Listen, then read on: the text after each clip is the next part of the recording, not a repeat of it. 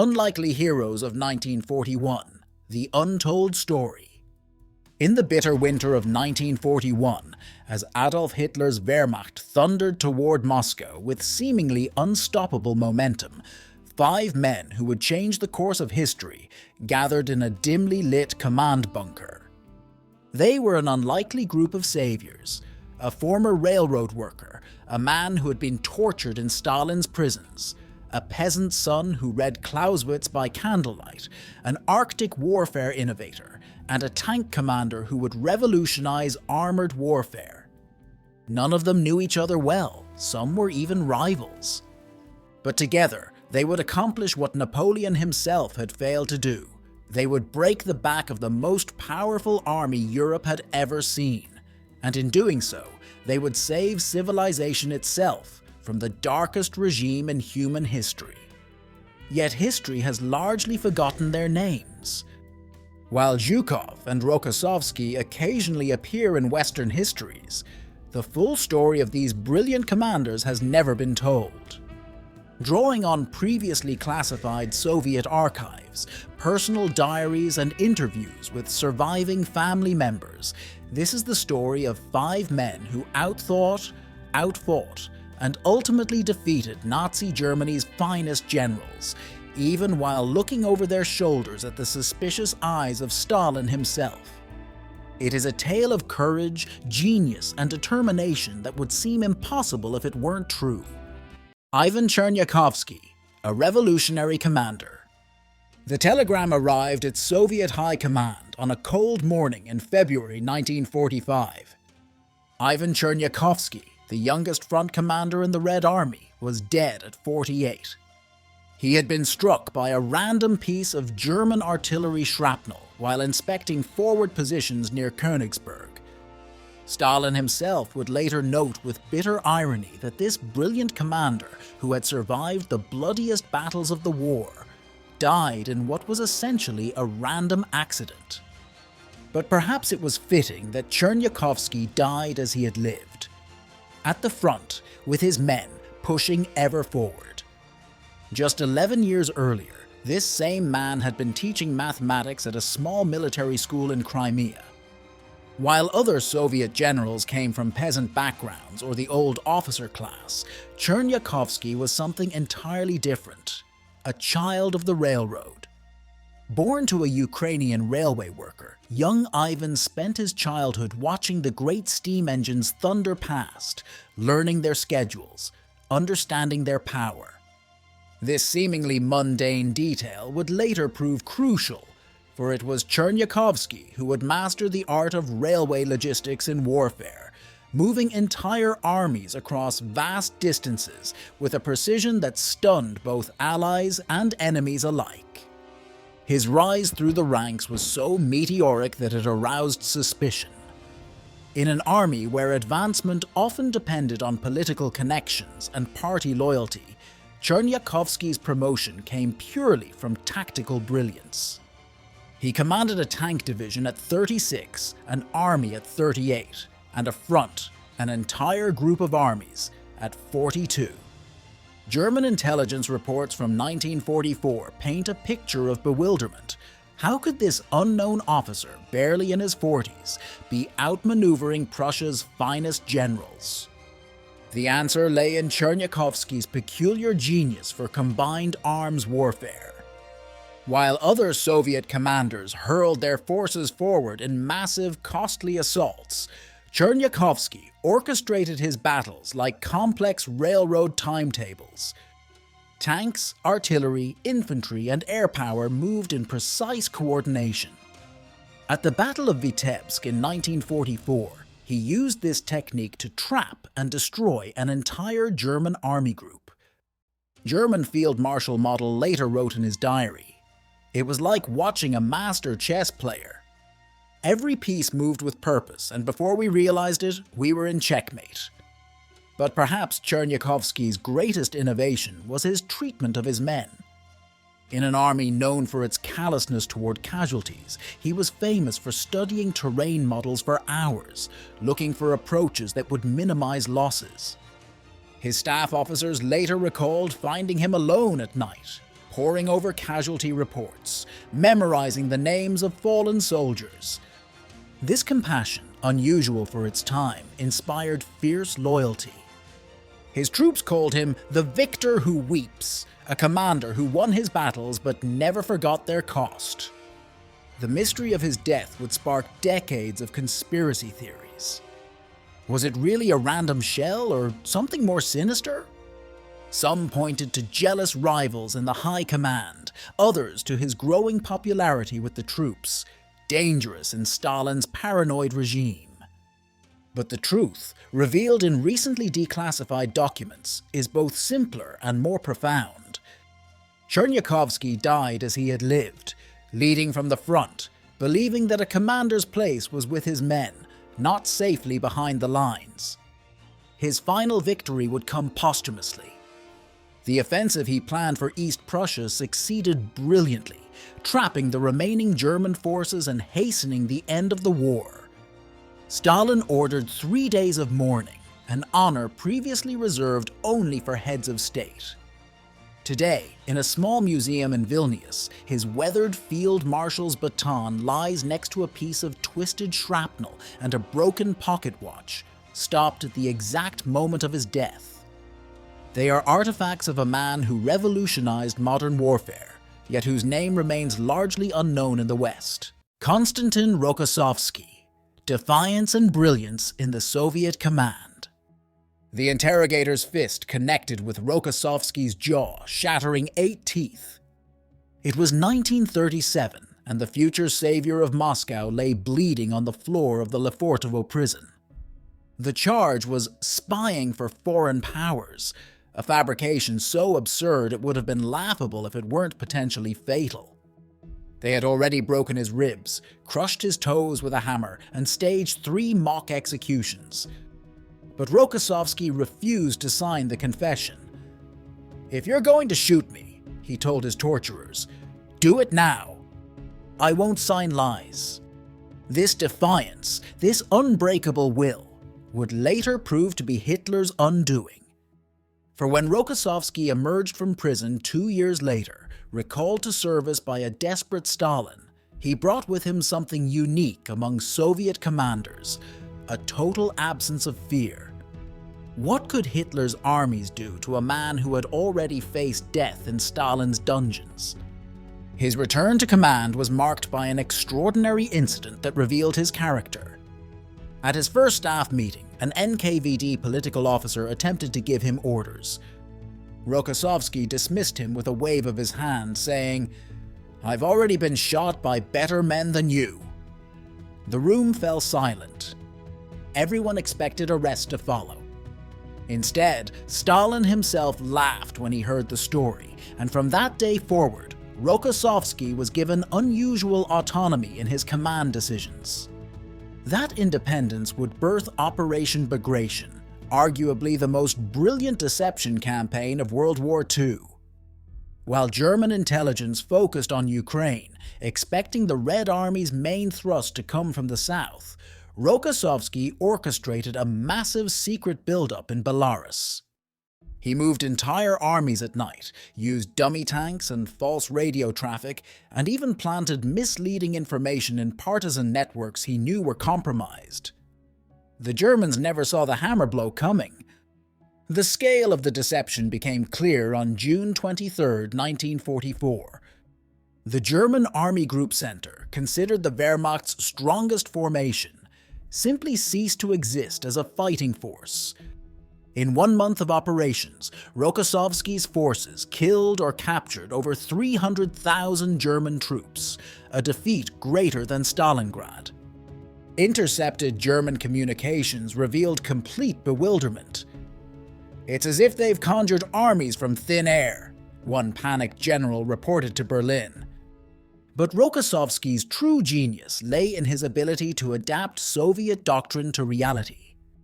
While other commanders slavishly followed Moscow's directives for massive frontal assaults, he pioneered what he called the path of least resistance, probing German lines for weak points, then exploiting them with devastating mobile warfare.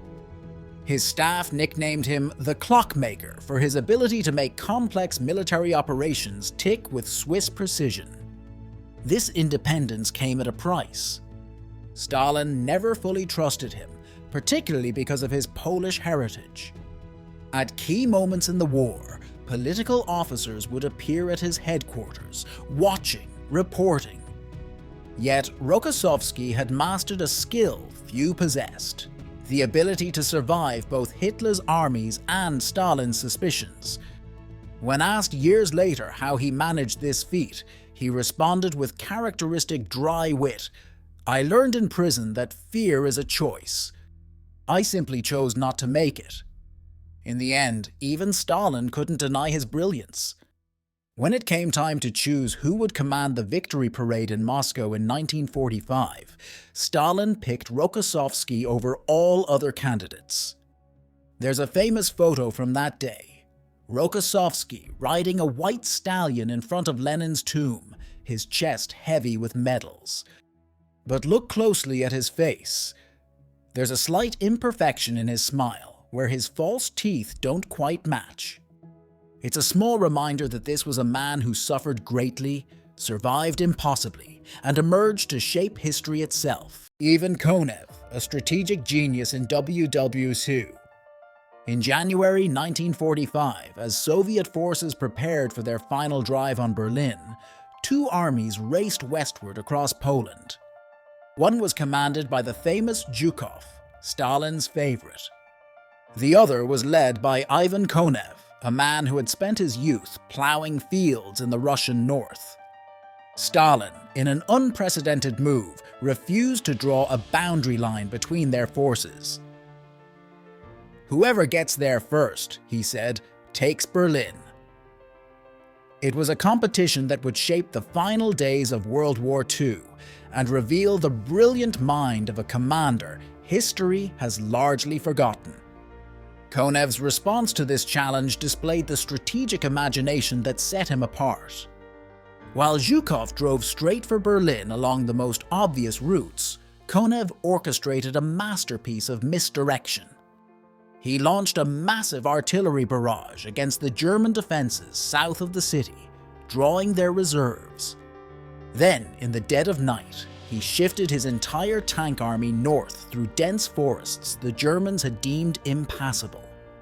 German reconnaissance planes flying over the forest the next morning saw only empty roads.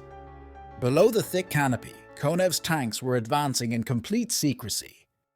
His journey from peasant to military intellectual was anything but typical. While other officers relaxed between battles, Konev devoured books on military theory. His personal library, recovered after the war, revealed dog-eared copies of Sun Tzu, Clausewitz, and Napoleon, covered in meticulous notes. He was particularly fascinated by the concept of strategic depth, the idea that true victory required more than just tactical success. This thinking led to his most daring innovation, the rolling offensive. The Korsun-Cherkasy operation showcased this new approach. Rather than pausing to consolidate after each breakthrough, Konev kept his forces in constant motion, launching new attacks before the Germans could stabilize their lines.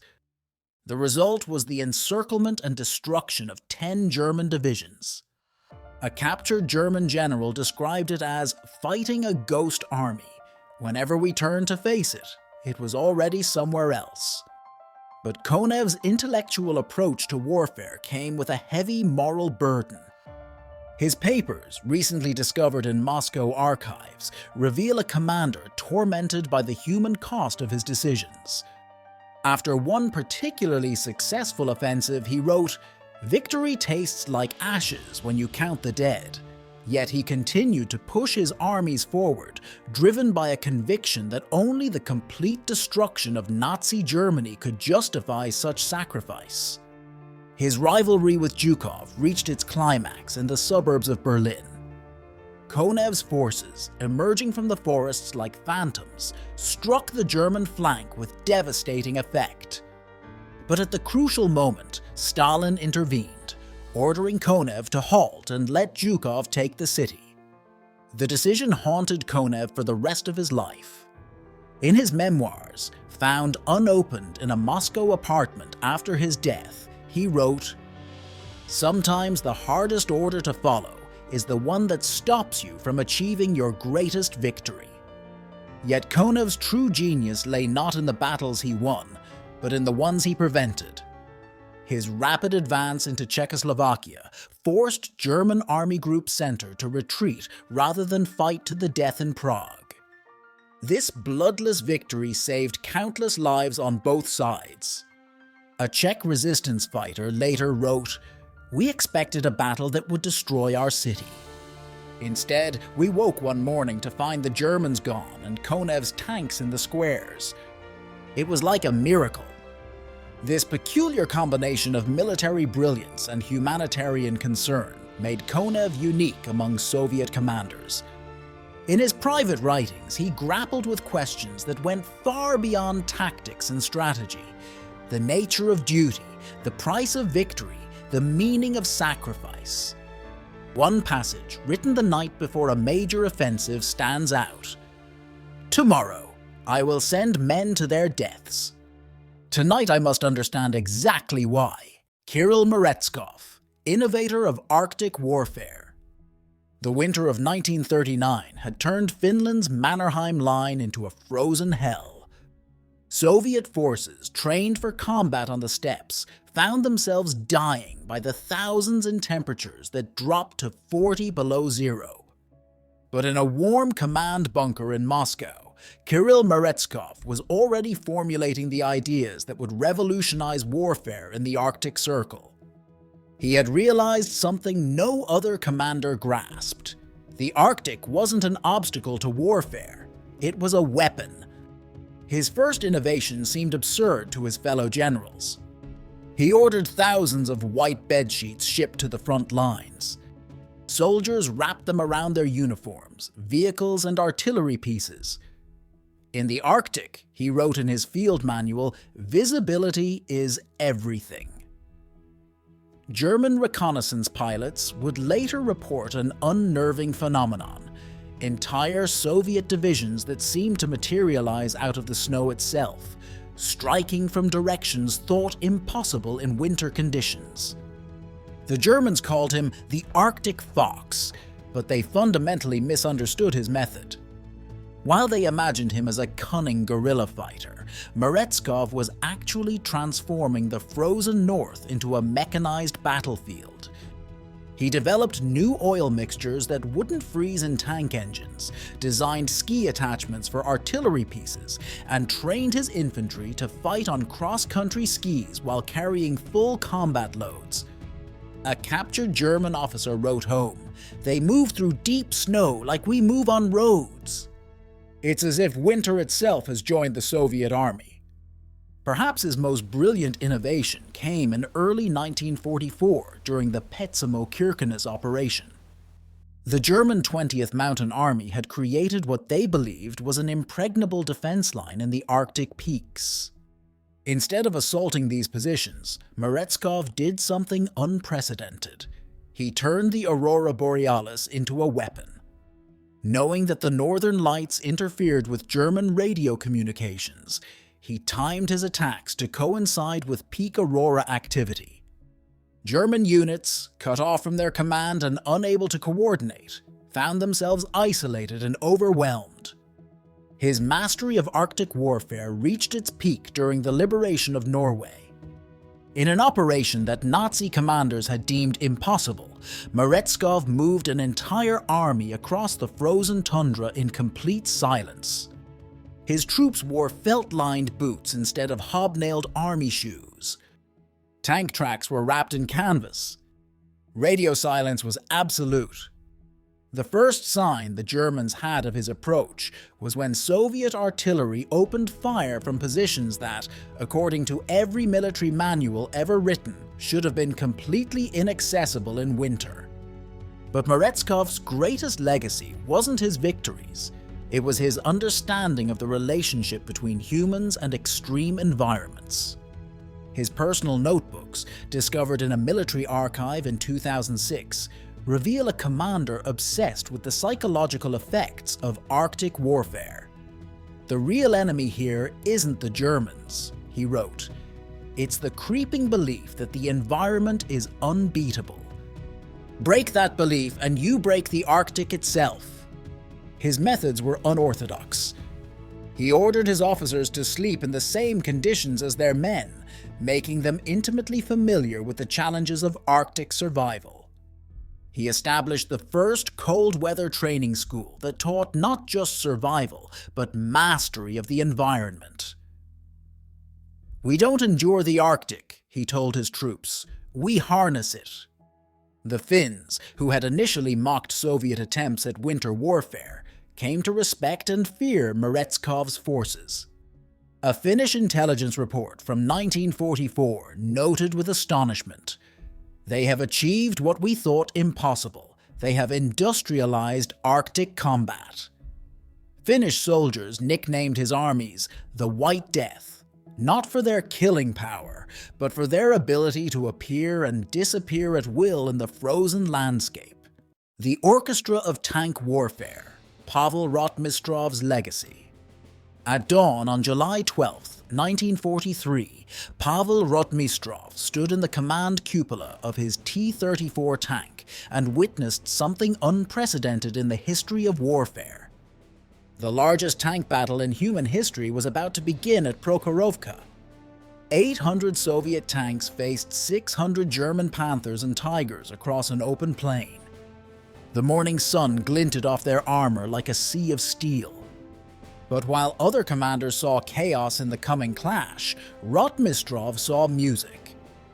"Tank warfare is an orchestra," he had written in his secret tactical manual the night before. "The T-34 is not a weapon. It is an instrument, and its crew must play it as precisely as a violin." This philosophic approach to armored warfare would revolutionize how tanks fought.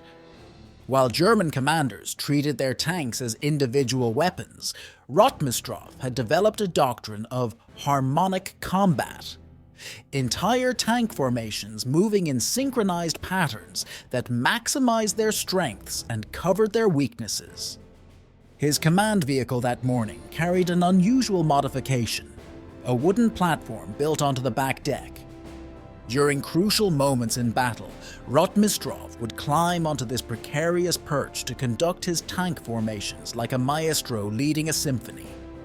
German tank commanders, watching through their periscopes, reported the bizarre sight of a Soviet general standing exposed above the battlefield, waving his arms as hundreds of tanks moved in precise formation. The battle that followed defied every existing principle of armored warfare. Instead of establishing firing positions and engaging at long-range standard practice for tank combat, Rotmistrov ordered his entire force to charge at maximum speed. The distance between the armies vanished in minutes. German gunners, trained to engage at 1,000 meters, found themselves shooting at point-blank range. The battle devolved into what one German officer called a knife fight in a phone booth. This was exactly what Rotmistrov wanted. His T-34s were outgunned by German tanks at long range, but in close combat, their superior maneuverability and higher rate of fire proved decisive. He had turned the battlefield's confined space into a weapon.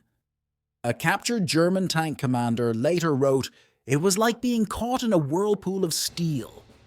Every time we turned our guns to fire, the Soviet tanks were already somewhere else." But Rotmistrov's true genius emerged in the battle's darkest moment.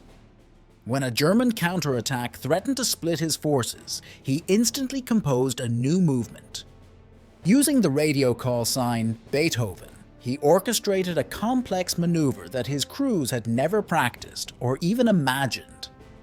Hundreds of tanks pivoted and flowed like dancers, closing the gap before the Germans could exploit it. Luftwaffe pilots overhead reported that the Soviet tanks moved like a living thing.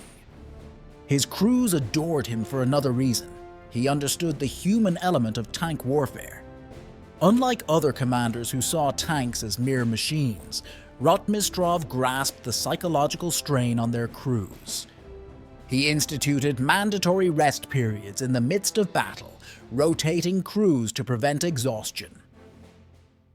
"A tank is only as good as the men inside it," he wrote, "and men need sleep, even in war." Years later, historians would debate why Germany's technically superior tanks lost at Prokhorovka. The answer lay in Rotmistrov's personal diary, found in his grandson's attic in 1998. Technology is never decisive. The Germans built better tanks. "We built better tank crews." He had recognized that the true power of an armored force lay not in its machinery, but in the synchronization between man and metal. Today, in the Russian Tank Academy, there's a saying, "We are all Rotmistrov's children." Modern tank doctrine worldwide still bears his imprint, the emphasis on crew coordination, the understanding of armored warfare as a fluid, almost artistic endeavor. But perhaps his most lasting legacy is captured in a note he wrote to his wife the night after Prokhorovka. "Today, I conducted the largest symphony ever played. The instruments were steel, the notes were fire, and the music will echo through history. The hidden costs of victory." Victory, when it finally came, arrived with a peculiar silence. In the smoking ruins of Berlin, as Nazi Germany collapsed into dust, 5 men who had orchestrated its destruction found themselves standing at the pinnacle of military achievement. Yet each of them knew that triumph carried a hidden poison. They had won the greatest war in history, but the peace would prove just as dangerous as the battlefield, perhaps more so. Stalin's paranoia bloomed in the aftermath of victory. The very qualities that had made these commanders successful, their independence, their innovation, their popularity with the troops, now marked them as potential threats. The NKVD began collecting files on their wartime decisions, searching for any hint of deviation from party doctrine. Every brilliant improvisation that had helped win the war was now scrutinized for possible treachery. The archives reveal a chilling game of survival. These commanders, who had outmaneuvered Hitler's best generals, now found themselves engaged in an even more delicate dance. They learned to attribute their most innovative strategies to Stalin's genius. Their private papers show men walking an impossible tightrope, trying to preserve the truth of their achievements while deflecting credit to protect themselves from suspicion. Victory brought another, more personal burden. These men alone understood the true cost of their success. While Moscow celebrated with parades and fireworks, they carried the weight of every decision, every casualty, every sacrifice that had made victory possible. Diaries from this period reveal commanders haunted by their choices. One wrote, "They call us heroes, but at night I see only the faces of the men I sent to die." The Cold War added a final cruel twist. As the Iron Curtain descended across Europe, Western historians, eager to understand the Soviet victory, found themselves cut off from the real story. The achievements of these commanders were either erased or attributed to others. Their innovations, which had revolutionized modern warfare, disappeared into classified archives. Even their names became footnotes in a history written largely by their former enemies. But in the sealed archives of the Soviet military, a different story was taking shape. Training manuals, tactical guides, and military academies all quietly preserved their legacy. Their methods were studied, their innovations adapted for the modern age. A new generation of officers learned to think like Chernyakhovsky, to analyze like Konev, to adapt like Rotmistrov, even if they weren't allowed to speak those names aloud. The final irony came in the 1990s, when the opening of Soviet archives revealed the full scope of their genius. Western military historians discovered, decades too late, that they had been studying the wrong commanders, learning the wrong lessons. The true architects of Hitler's defeat had been hidden in plain sight, their stories untold, their innovations unrecognized. Today, in Russia's leading military academy, there's a sealed room containing the personal effects of these 5 commanders. Their medals, their field notebooks, their private correspondence, all preserved exactly as they left them. But the most powerful artifact isn't on display. It's a simple piece of paper found in the effects of one of these commanders after his death. On it, he had written a single line: "We won the war." History will decide if that was enough. Unveiling Forgotten Histories, the secret pact of World War II commanders. In 2008, a janitor cleaning out an old storage room in Moscow's Central Military Archive found a dusty box labeled Strategic Studies, 1945. Inside were 5 leather-bound notebooks, each containing the private thoughts of a commander who had helped win the greatest war in history. The notebooks had been sealed on Stalin's direct orders, deemed too sensitive for even top military scholars to read. Their contents would rewrite our understanding of how World War II was won. The most explosive revelation wasn't military at all, it was human. These commanders had created a secret pact among themselves, agreeing to preserve the true history of the war's Eastern Front. They established a clandestine network of trusted junior officers who would memorize the real stories, the actual innovations, the true sequence of events that led to victory. These officers, sworn to secrecy, would pass this knowledge to their own trusted subordinates, creating an oral history that ran parallel to the official version. The deception worked too well. When German military theorists studied the Soviet victory, they found only what Stalin wanted them to see: massive frontal assaults, overwhelming numbers, brutal sacrifice of troops. The subtle brilliance of Chernyakovsky's railway logistics, Merezkov's Arctic warfare innovations, Rotmistrov's revolutionary tank tactics, all vanished behind a carefully constructed facade of crude but effective barbarism. But truth has a way of emerging in unexpected places. In the 1970s, NATO war games consistently produced puzzling results. Their most sophisticated battle plans kept failing against certain Soviet strategies that seemed to appear from nowhere, yet felt hauntingly familiar. They were, in fact, fighting against the ghosts of commanders they had never heard of. Their methods preserved and evolved by generations of Soviet officers who had learned the real history in whispered conversations and late-night study sessions. The final piece of the puzzle emerged in 2019. A former Soviet military attaché, speaking on his deathbed, revealed the existence of the Garden.